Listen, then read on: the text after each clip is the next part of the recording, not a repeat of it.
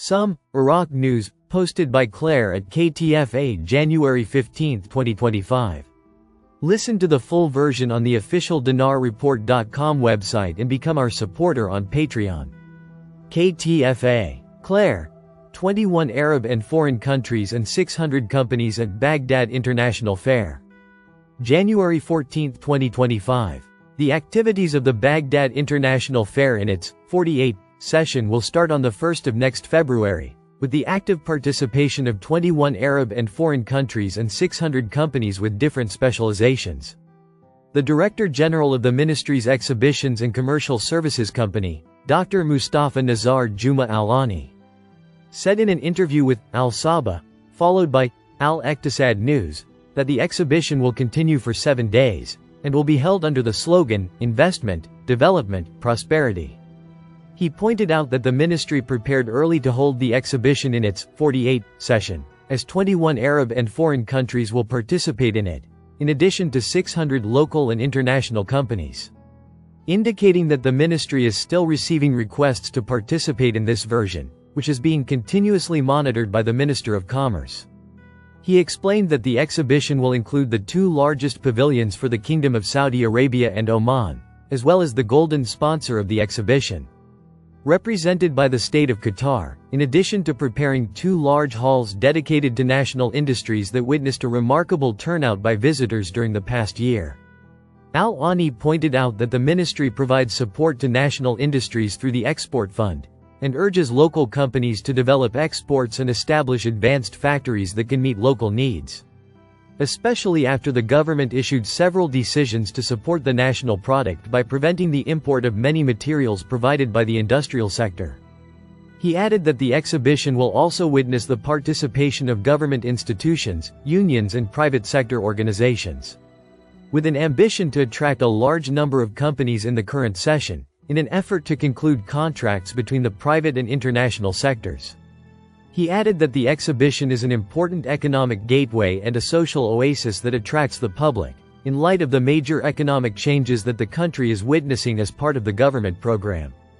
Al-Ani stated that the aim of holding the exhibition is to enhance cooperation between local and international companies and provide investment opportunities. It also represents a platform for communication between foreign companies and investors to exchange experiences and learn about the latest technologies in all sectors, stressing that all participating companies will display their production and will have a share in the Iraqi market and contribute to all governorates. Clare. Parliament postpones its session due to political blocs boycotting the sessions. January 15, 2025. The House of Representatives failed, on Wednesday, once again to hold its regular session due to the boycott of most political blocs of the sessions. A parliamentary source told Shafaq news agency, Parliament postponed its session due to the lack of a legal quorum due to the boycott of some political blocs and their failure to enter the council hall, despite the session bell ringing. Recently, political circles in Iraq have witnessed a sharp escalation in disputes over a number of vital laws that are stalled within the parliament, most notably the General Amnesty Law, the Retirement Law, and others, which has led to the stumbling of many parliamentary sessions. Yesterday, Tuesday, the media department of the Iraqi Council of Representatives published the agenda of the council's session that was scheduled for today. According to the session agenda that was received by Shafaq news agency, it included voting and reading several draft laws, most notably the Intelligence Service Law, and reading the proposed law amending the Retirement Law. Clare. Al-Sudani. The volume of Arab and foreign investment in Iraq reached $63 billion. January 15, 2025. Iraqi Prime Minister Mohammed Shia al-Sudani confirmed on Wednesday that Iraq is open to various investment and development activities, noting that the volume of Arab and foreign investments in Iraq over 2 years reached $63 billion. This came during his reception, on Tuesday evening, of representatives of 24 major British companies in various sectors and activities, in addition to a number of businessmen, in the presence of British government officials, on the sidelines of his official visit to the British capital, London. At the beginning of the meeting, the Prime Minister welcomed the work of British companies in Iraq, stressing that the investment environment and business space have become open and attractive to various types of investment and development activities. He pointed out that the meetings and agreements signed with the British side need to be translated into actions and steps, and that the most important part now falls on the companies. He continued, "We have carried out real reforms in Iraq, and we have put in place real support facilities and procedures for the private sector. We have also implemented reforms in the tax and customs reality, company registration, and all approvals related to investment opportunities." Al-Sudani added, saying, "For the first time, we provided sovereign guarantees to the private sector to implement projects, and today we signed with UKEF. What is related to this step?" He pointed out that the government's steps aim to create a national industrial base, and the presence of British companies with the private sector will create real opportunities. Adding, "Iraq has a 3-year budget, 2023-2024-2025, and has allocated $100 billion for the investment budget for ministries and governorates." Al-Sudani pointed out the existence of associated gas projects in most fields, and opportunities in the petrochemical industry. Adding, "We have a fixed platform project for importing gas funded by the government, and there is a project for liquefied gas export platforms." Clare. During the meeting in London, Base Systems offers to open weapons production line in Iraq, Sudani welcomes. January 15, 2025.